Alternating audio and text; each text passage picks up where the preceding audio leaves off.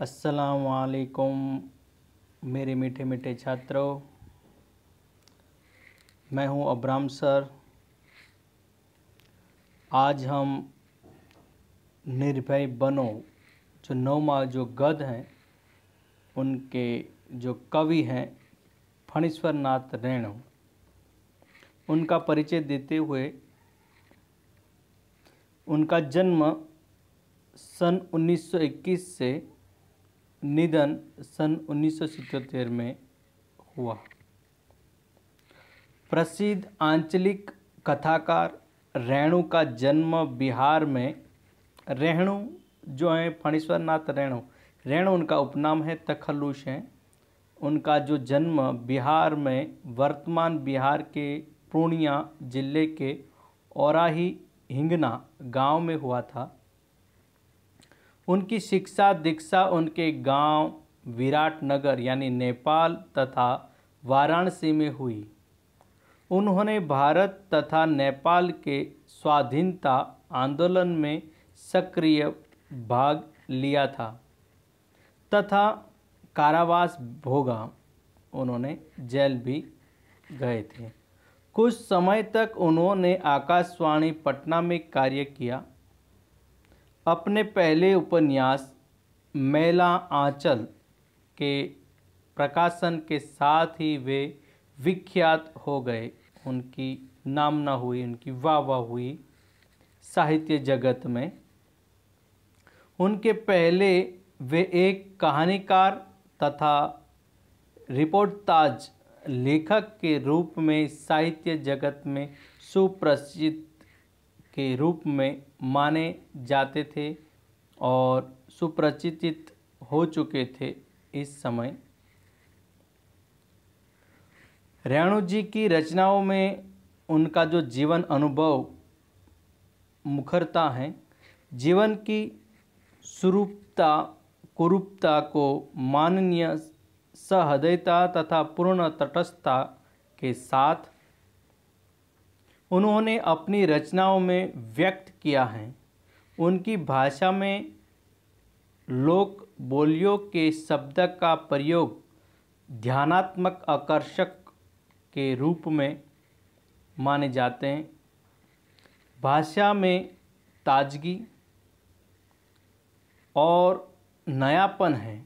मैला आंचल, परती परकथा, जुलूस, पलटू बाबू रोड, कितने चौराहे आदि उनके प्रमुख उपन्यास तथा ठुमरी, अग्निखोर, एक आदमी रात्रि की महल आदि उनकी प्रमुख कहानी संग्रह हैं। भारत सरकार ने उन्हें पद्मश्री की उपाधि से सम्मानित किया गया है। उनका सम्मान किया है पद्मश्री के तौर पर। और जो आज हम निर्भय बनो उसमें एक उपन्यास है कितने चौराहे के 7वां जो प्रकरण से ये गद्य में से हमारे सामने है। ये गद्य जो है निर्भय बनो उसमें से लिया गया है।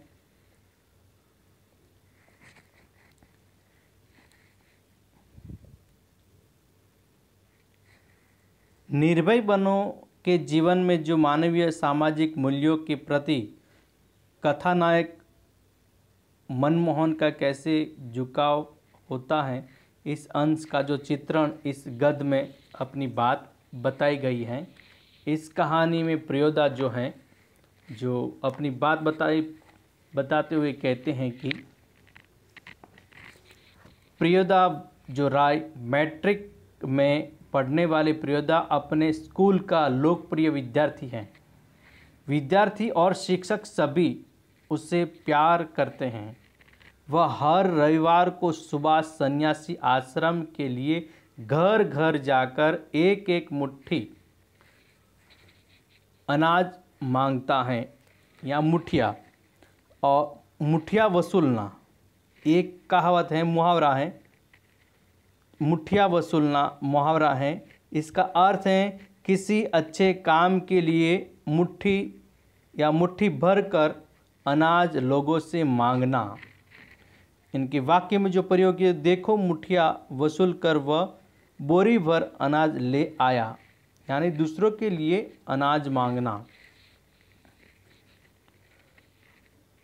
बीमार छात्र तथा शिक्षक भी वह पूरी सेवा करता है, इसके लिए उन्होंने एक क्लब बनाया है, वही उसका प्रमुख है, यानी कि जो प्रियोदा है उनका मुखिया के तौर पर माना जाता है, उनको सदस्य मैन के तौर पर नियुक्त किया गया है। सब उसकी इज्जत करते हैं, उनको मान और सम्मान देते हैं। और जो शनिवार का जो कार्यक्रम, हर शनिवार को प्रियोदा के दल के सदस्य यानी जो सभ्य हैं, परमान का अर्थ होता है एक नदी का नाम है। नदी के उस पार बालूचर का अर्थ होता है नदी का रेतीला तट नामक स्थान पर एकत्रित होते हैं। वे खेलते कूदते हैं और रविवार का कार्यक्रम तय करते हैं। किसे कौन सा काम दिया जाएगा यह भी बताया जाता है। शनिवार के दिन पूरा का पूरा कार्यक्रम प्रियोदा बता देते हैं। मोना यानी मनमोहन का नया सदस्य बनना। तो कालू यानी मोना मनमोहन नामक जो लड़के को क्लब का सदस्य बनाने के लिए लाता है। प्रियोदा उससे कई सवाल पूछते हैं, जैसे किस आधुनिक नेता को लोग भगवान का अवतार मानते हैं। यानी पहला प्रश्न पूछते हैं कि किस आधुनिक नेता को लोग भगवान का अवतार मानते हैं, तो उनका उत्तर देता है गांधी जी। फिर दूसरा सवाल पूछते हैं कि पढ़ लिख कर तुम क्या बनोगे। उत्तर में कहता है कि मैं वकील बनूंगा। तीसरा सवाल पूछते हैं कि बीमार लोगों की सेवा करना जानते हो तुम। तो उनका जवाब देता है कि सीख लेंगे बखूबी हम सीख लेंगे। यही रोगी यानी हैजा का अर्थ है कॉलेरा।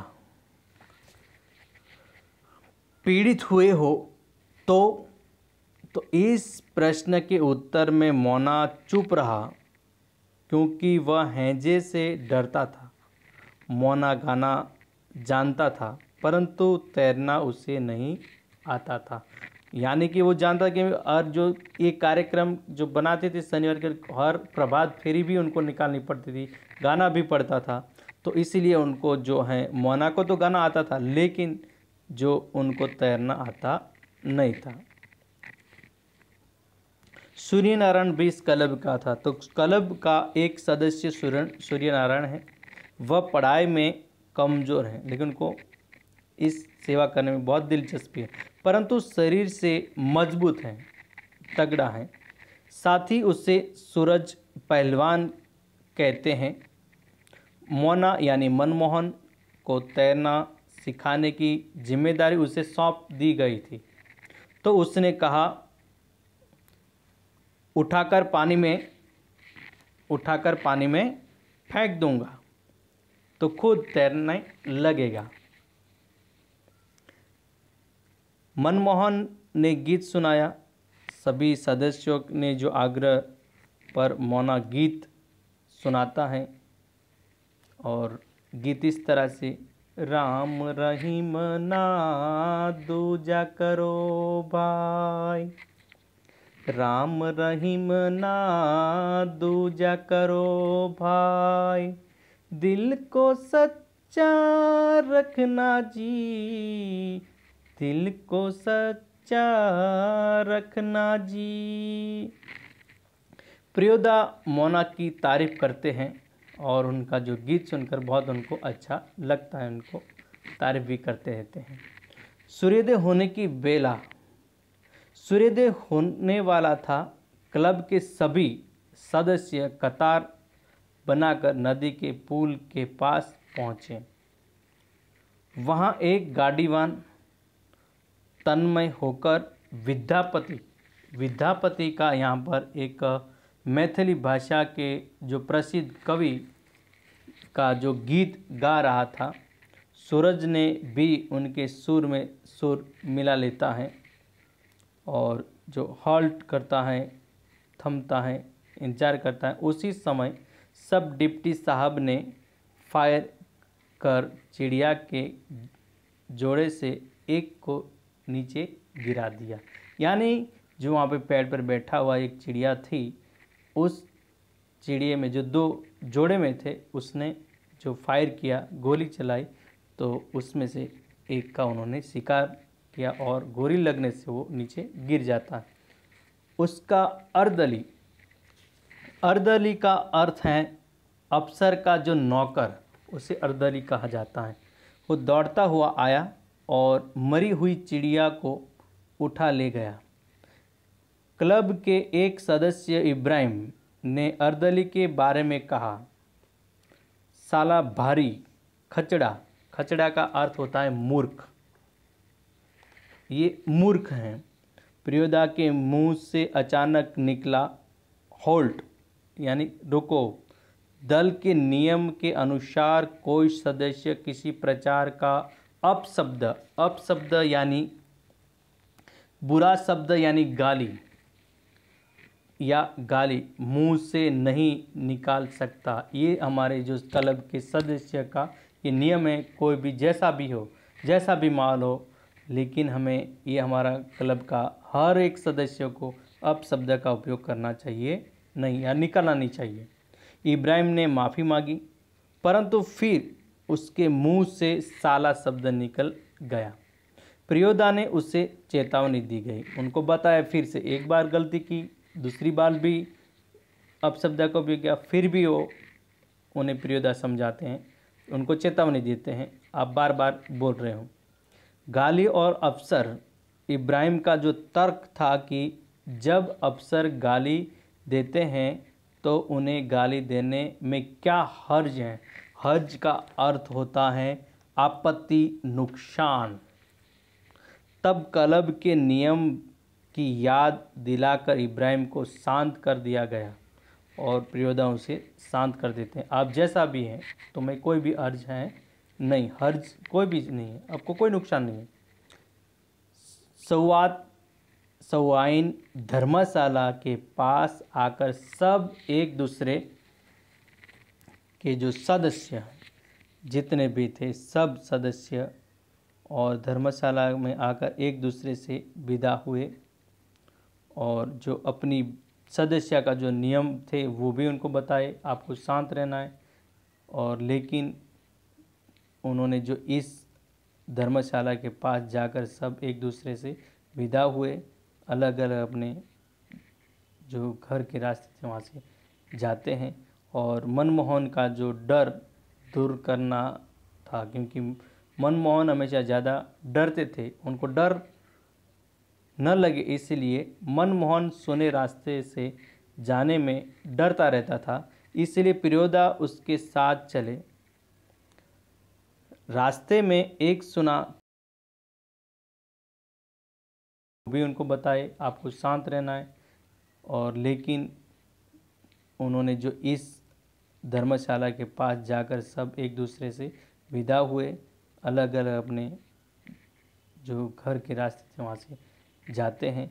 और मनमोहन का जो डर दूर करना था, क्योंकि मनमोहन हमेशा ज़्यादा डरते थे, उनको डर न लगे इसलिए मनमोहन सुने रास्ते से जाने में डरता रहता था, इसलिए प्रियोदा उसके साथ चले। रास्ते में एक सुना खंड भी उनको बताए, आपको शांत रहना है। और लेकिन उन्होंने जो इस धर्मशाला के पास जाकर सब एक दूसरे से विदा हुए, अलग अलग अपने जो घर के रास्ते थे वहाँ से जाते हैं। और मनमोहन का जो डर दूर करना था, क्योंकि मनमोहन हमेशा ज़्यादा डरते थे, उनको डर न लगे इसलिए मनमोहन सुने रास्ते से जाने में डरता रहता था, इसलिए प्रियोदा उसके साथ चले। रास्ते में एक सुना खंडहर और हिजड़ा हुआ यहाँ से गुजरता है और वहाँ पे उजड़ा हुआ जो मकान मिला। जो उजड़ा का अर्थ है जो खंडहर के रूप में माना जाता है। जो पहले पोस्टमार्टम हाउस था और लोग मानते हैं कि यहाँ वहाँ जो भूत पिशाच रहते हैं और पेतनियाँ नाचती हैं, ये जानकर मोना डरने लगा। और इस गद्य में और भी जो मुहावरे हैं, भला चंगा यानी स्वस्थ, यानी वेद ने कुछ ही दिनों में रोगी को भला चंगा कर दिया। फिर आगे का है मुहावरे,